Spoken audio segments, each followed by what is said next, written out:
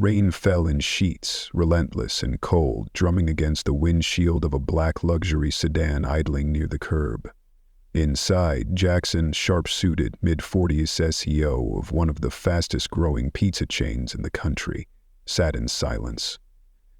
His hands rested calmly on the steering wheel, but his jaw was tight, clenched. The windshield wipers moved with rhythmic precision, slicing through the downpour like a metronome to his thoughts. Across the street, a frail figure emerged through the blur of water and streetlight. Soaked to the bone, hunched over against the wind, Harold trudged forward with a pizza box clutched to his chest like it was the last piece of warmth he had left. He was 10 minutes late. Jackson's eyes darted to the dashboard clock again, his voice barely a whisper in the car's quiet interior. Cold, clinical, absolute. If this were a real order, he'd be gone. But it wasn't. Not exactly. A tiny red light blinked from a hidden camera in the lining of Jackson's coat. This wasn't just a delivery. This was surveillance. An experiment.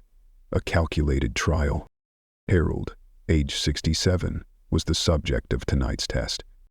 His hands trembled slightly as he approached, not from fear, but from age and the chill that had soaked through every layer of his clothes. Jackson narrowed his gaze. To him, this was a test of resilience, of discipline, of whether someone could still perform under pressure. What Jackson didn't know, what the camera couldn't see, and what his algorithms could never predict, was that this one small delay was about to unravel everything he thought he understood about people, and maybe even about himself. Jackson believed in metrics, numbers, tangible output, not excuses, not stories. He had clawed his way up from running a single food truck to overseeing a multi-million-dollar enterprise. Every decision, every hire, every promotion had been rooted in performance, and performance alone. Effort didn't count. Compassion was a liability. Efficiency was king. Emotions were cracks in the system. To Jackson, Harold was a walking inefficiency. Too old, too slow, too worn down. He hadn't even needed a reason to doubt him. He just needed an opportunity to confirm what he already assumed.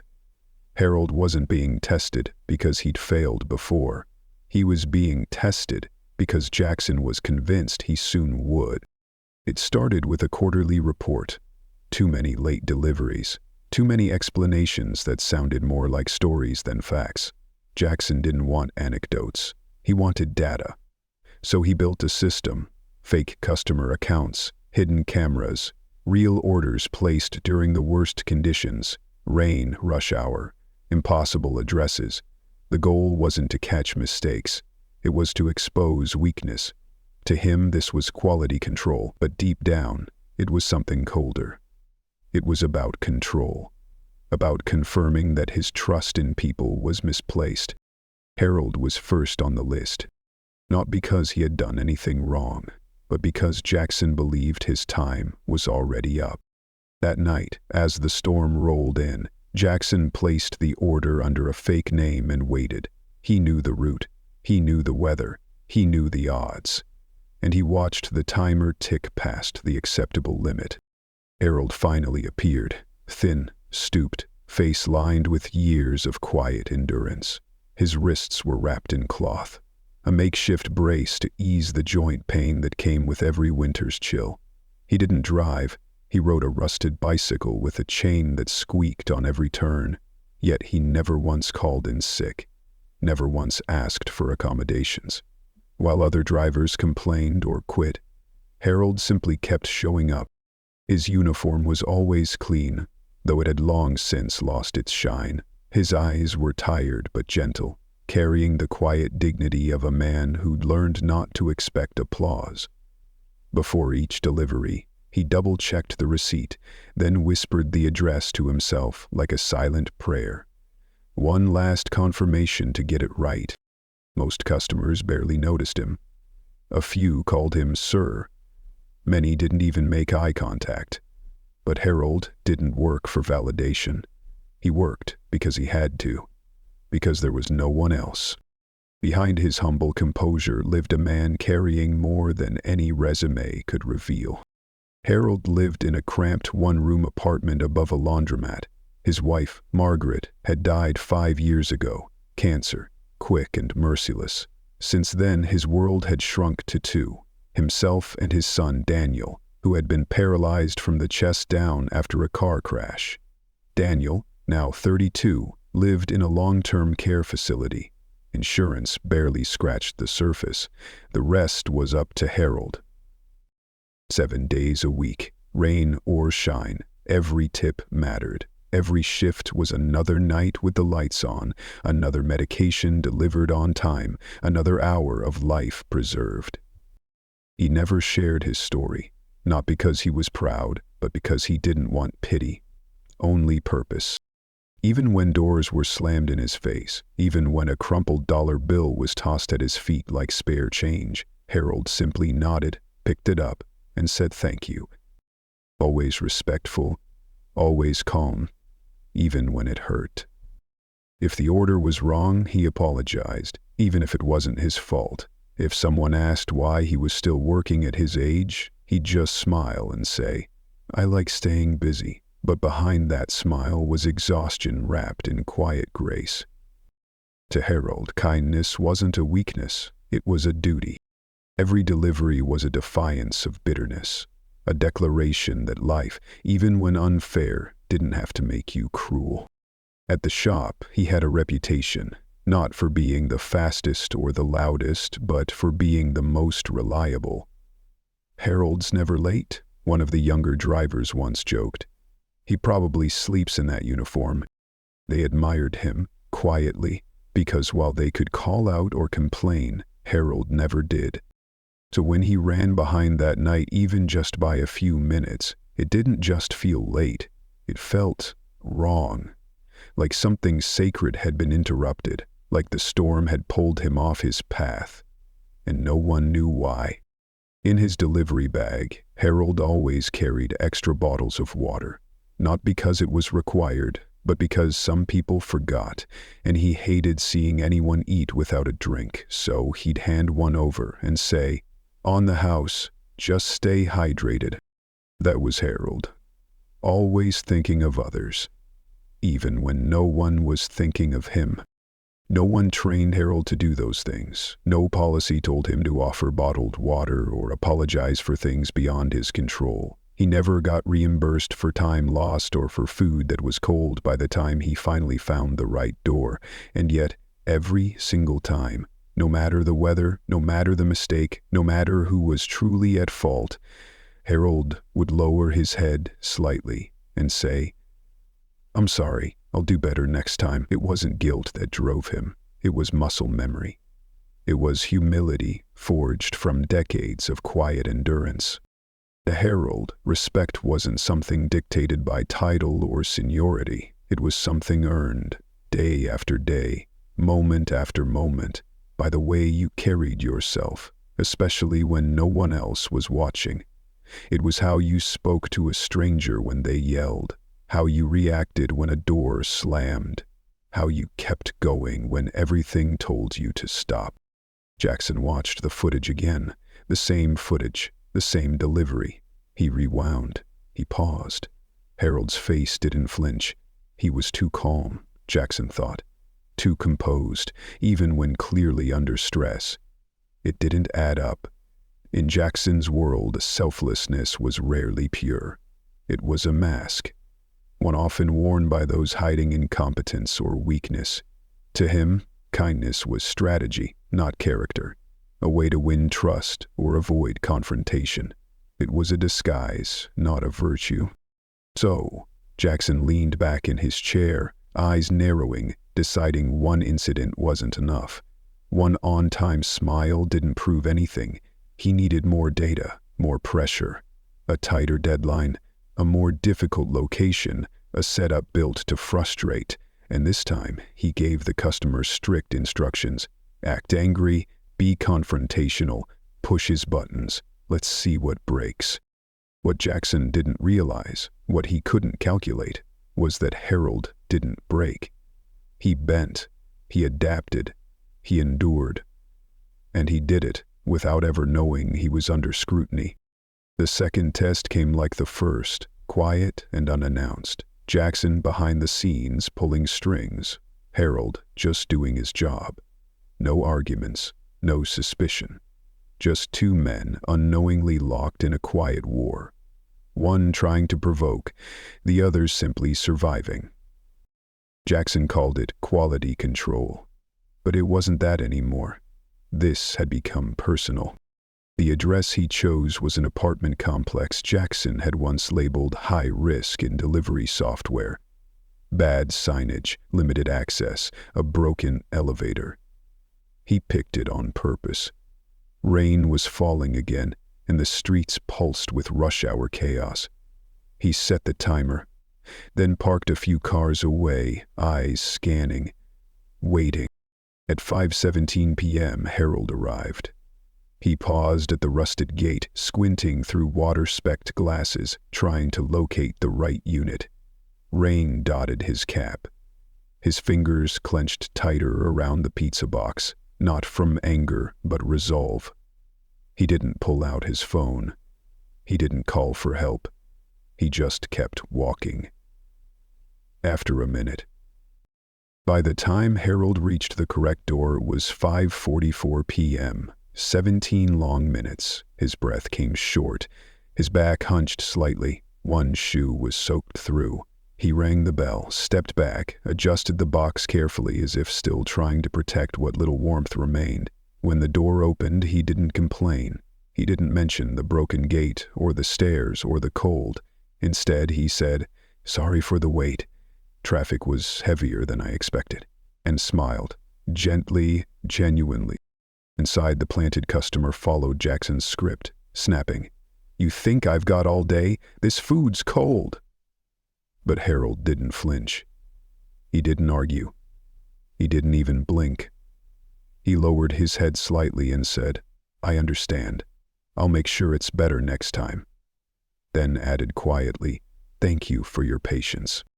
The door slammed. Water still dripped from Harold's collar. He adjusted his grip on the empty bag and walked back into the storm. No muttered curse, no shift in posture, just a quiet resignation and dignity that couldn't be shaken. Jackson watched every second from his windshield. He waited for anger, for frustration, for something, anything that would validate his cynicism. But all he saw was composure. A man who, even soaked to the bone and insulted, offered nothing but grace. Later, in his office, Jackson rewound the footage again, frame by frame, looking for cracks, a glance, a smirk, an eye roll. But there was nothing, just calm, just Harold. It unsettled him. He didn't believe in saints, but Harold wasn't playing by any rules Jackson understood, and that bothered him more than failure ever could. 2 days later, Jackson placed another test order. New address, same setup, but this time there was a new twist. The customer was told not to pay. No tip, no explanation, just take the food and shut the door. Harold arrived precisely on time. His shoes were still damp from the morning drizzle. He smiled politely, handed over the box with both hands. The man at the door took it wordlessly, turned, and shut the door in Harold's face. Harold stood there for a moment, not in confusion, but in quiet consideration. Then he knocked gently, his voice soft. "Sorry, there may have been a mix-up."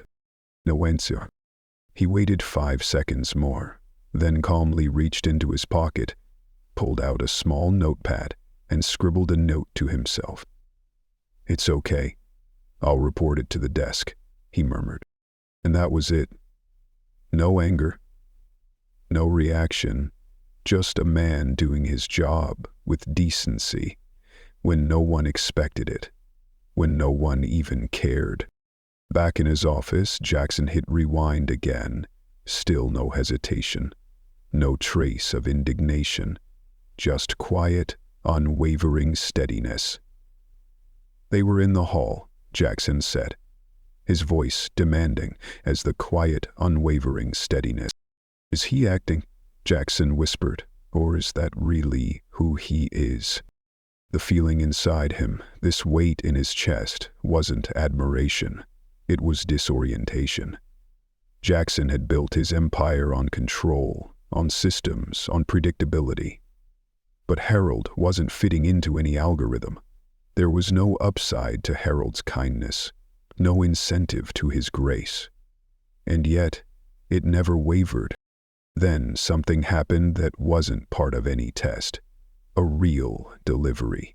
An ordinary order to a small apartment near the edge of town. Jackson caught it on camera almost by accident. A single mother answered the door, toddler balanced on her hip, phone wedged between her shoulder and ear. Her eyes were tired, her movements rushed.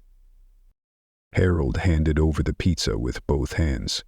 Then, without a word, he reached into his bag and pulled out 2 bottles of water. He placed them gently on top of the box. "No charge," he said softly. "Just thought you might need it." "Ah." The woman looked up, stunned, lips pressed tight, eyes wet with gratitude. She nodded once. Harold didn't wait for thanks. He turned, walked back to his bike, and left.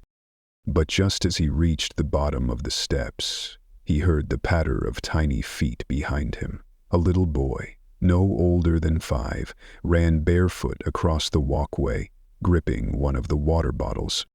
"You're nice," he said, breathless, looking up with wide, innocent eyes. "Really, really nice." Harold stopped, blinked, then knelt gently to meet the boy's gaze. A smile tugged at the corners of his lips. "Thank you, buddy," he said, voice rough with emotion. "That means a lot." The little boy stood there for a moment longer, as if he didn't quite want to go.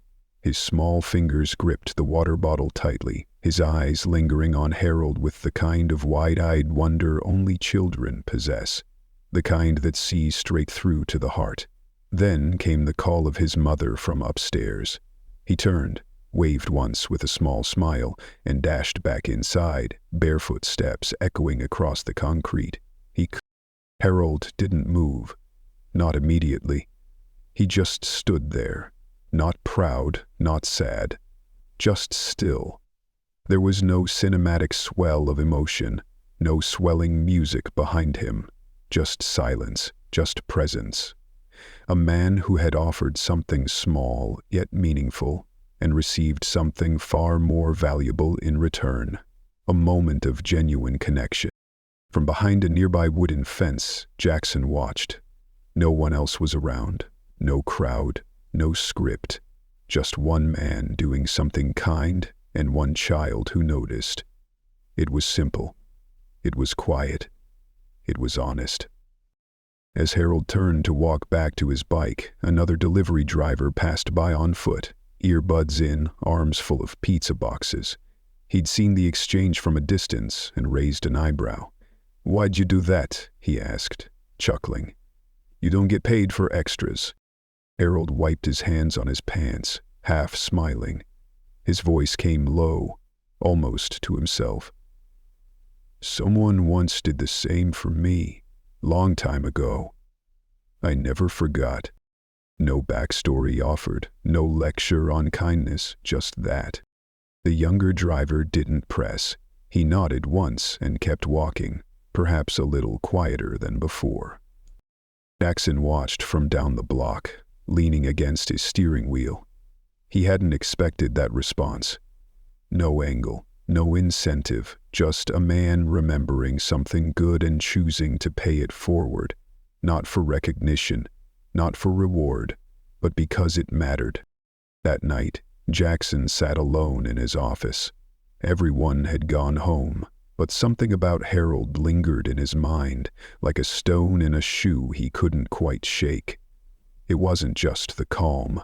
It wasn't just the generosity. It was the silence around it. The way Harold gave and walked away without needing to be seen. Curious, Jackson opened the employee system and typed in Harold M. Green. It took a few seconds, then the file opened. He expected, something, but what he found made him pause.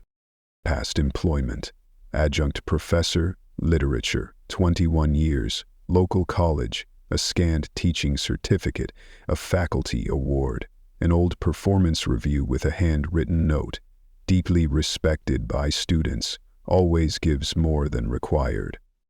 Jackson leaned back in his chair, frowning. A professor delivering pizzas? He scrawled further. Nothing scandalous, no reprimands, no sudden fall, just a short line in the employment record. Haha. Left position due to medical/family emergency. The puzzle pieces weren't falling the way he thought they would. They were forming a completely different picture. Jackson dug deeper, found a local article from 6 years back. It was brief, almost buried. Retired professor steps down to care for ailing wife. It mentioned Margaret Green. Heart failure. No insurance. Late stage. No GoFundMe. No headlines, just a quiet life interrupted. One line stood out. Sold his home and car to cover her treatment. Said he'd do it again. Jackson sat in the dark, the soft hum of the monitor the only sound. He closed his eyes and saw it again. Harold, soaked in rain, pizza box in both hands. Not delivering food for tips or for approval, but because it was the only way forward.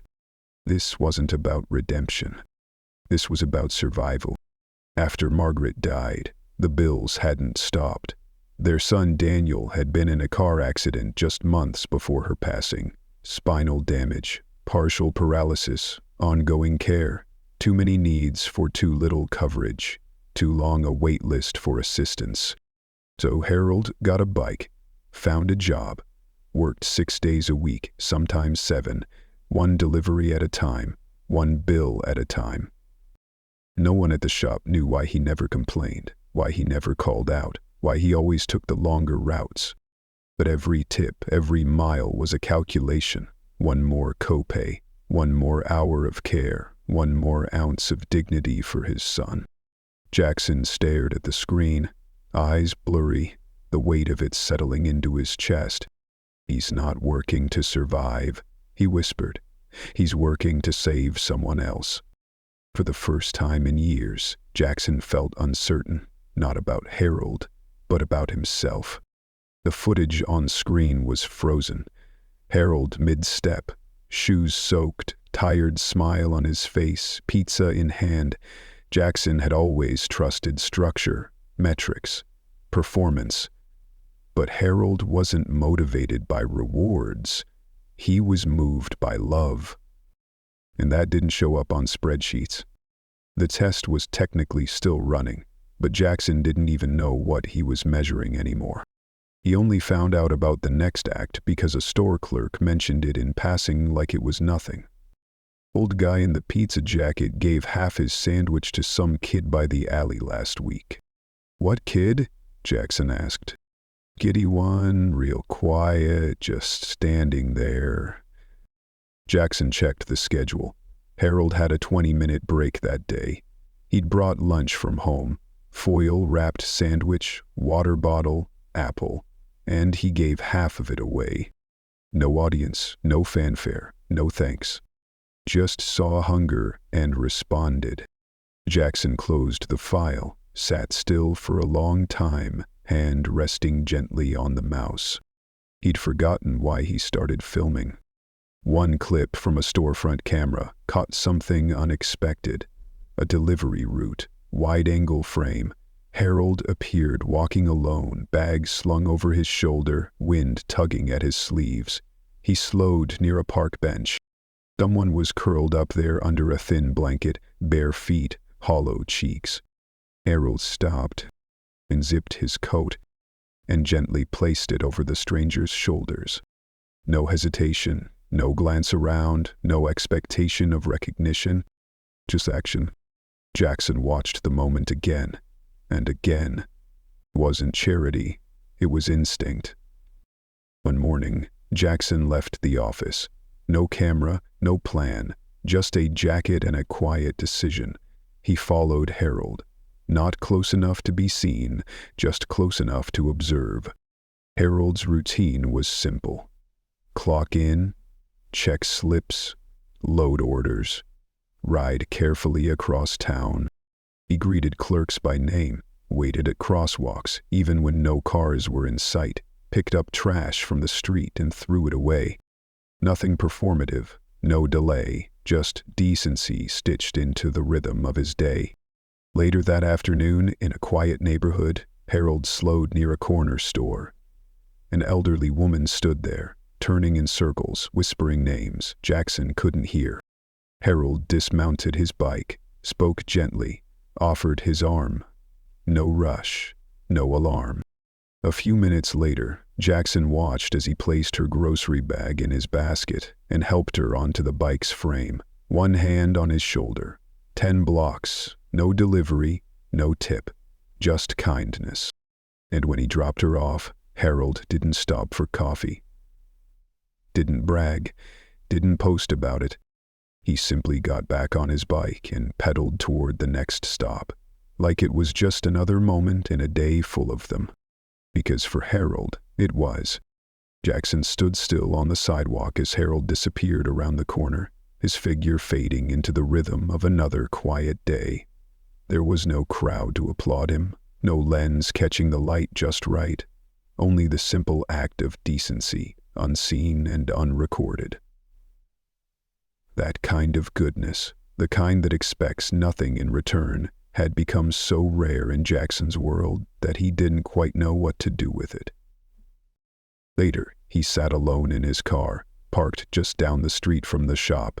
No clipboard, no spreadsheet, no analytic breakdown of delivery performance. Just a full day spent watching one man give, again and again, with no hint of bitterness, no angle, no need for validation. For the first time in years, Jackson saw his so-called test for what it really was. Not an evaluation. A mere... He leaned forward, both hands resting on the steering wheel, his voice low, like a confession only the silence could hear. "I'm not evaluating him," he whispered. "I'm learning from him." The words came out so naturally, so unexpectedly, that he startled himself. After decades of being the one others turned to for guidance, lecturing on leadership, mentoring on metrics, he was suddenly the student. That night, Jackson didn't turn on the news, didn't respond to texts, didn't check a single email. Instead, he sat alone at his desk, lights dimmed, and opened every clip from that day. Not the ones meant to expose, the ones that accidentally revealed. Harold tying a child's shoelace on the sidewalk, holding an elevator door open for a stranger, juggling groceries, waiting quietly as a customer argued on the phone, never interrupting, never sighing, just present. Jackson leaned closer, elbows pressed to the desk, no longer searching for cracks, but seeking understanding of what it meant to simply be good. One clip in particular struck a nerve. It wasn't even part of the official test footage. A camera from a storefront had captured Harold on a break, sitting under weak midday sun with a small pizza box in his lap. He opened it, took a single slice, then paused. The little girl stood nearby. Bare feet, matted hair, hungry eyes fixed on his food. Harold didn't ask who she was. Didn't hesitate. He closed the box, stood, and offered it to her. All of it. She hesitated, then took it, hands cradling the box like it was treasure. Harold sat back down, hands empty, face quiet. Then something happened that stopped Jackson's breath. Harold pressed his palms together, lowered his head, and closed his eyes. A gesture of thanks. Not to anyone, not for show, not for what he received, but for the simple fact that he had something to give. Jackson froze the frame. There he was, a man with almost nothing, giving what he had and still finding the grace to be grateful. Not for admiration, just for the privilege of helping. Jackson hadn't expected it, But the tears came, fast, hot, unrelenting. He wiped his face with his sleeve, shoulders trembling, staring at the screen. "I was going to fire him," he said aloud, voice cracking. Then again, softer like breaking glass. "I was going to fire a man whose character is bigger than this entire company." He leaned into his desk, head in his hands. All the setups, the manipulation, the quiet sabotage. And the only one who passed the test was the one he tried to fail. Jackson no longer felt like a CEO. He felt like a student who had just seen the truth for the first time. The next morning, he arrived early. No suit, no team, no agenda. Just a quiet mission.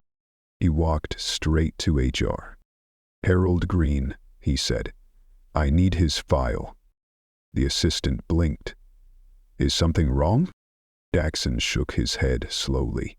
"No, I just need to know more about his family." He read the form in silence. Emergency contact, Daniel Green, son, ongoing medical care, homebound.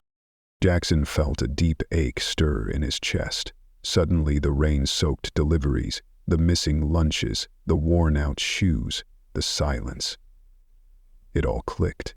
Harold wasn't working for recognition. He was working for someone else's survival. Jackson looked up from the file, his voice stronger now. "Prepare something," he said, steady. "We're going to change this man's life." He stood in the hallway, holding the folder close, as a quiet resolve formed in his chest. Errol had delivered thousands of orders. Never once asked for anything. Not a raise, not a reward, not even rest. And Jackson had followed him, tested him, doubted him. He thought of all the moments he could have seen Harold clearly, all the ways he had chosen not to. Leadership, he had believed, was about control, about systems, about standards. But now, it felt like courage.